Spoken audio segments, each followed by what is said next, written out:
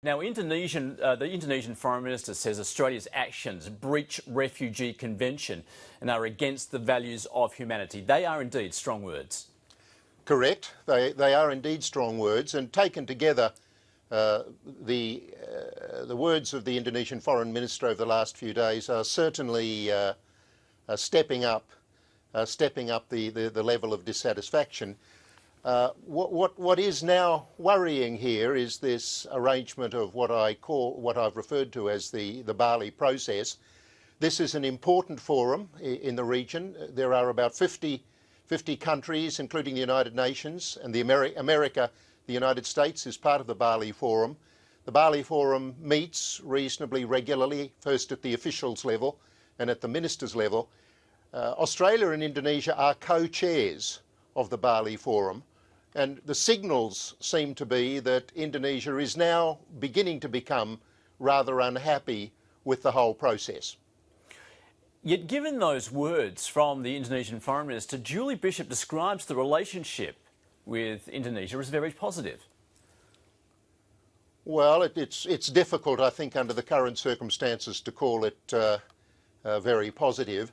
She may be referring, I guess, to her personal relations with Marty Natalegawa. She says they have regular conversation. She says they speak almost daily, and that's very helpful if they do that. But it's all very well to have ministers talking to each other, and that is important. But behind that there is the nation-to-nation relationship, and it does seem clear that Indonesia is unhappy.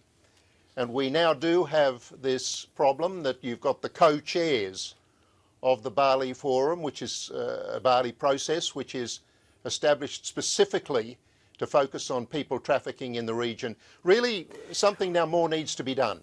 If relations between the two countries are to improve, does Australia need to be more open and transparent with the Indonesians as far as their policy is concerned?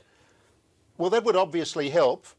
It's part of the Indonesian approach that they do prefer consultation and particular regional or multilateral discussion between countries. Australia tends to prefer to like to do things bilaterally, country to country.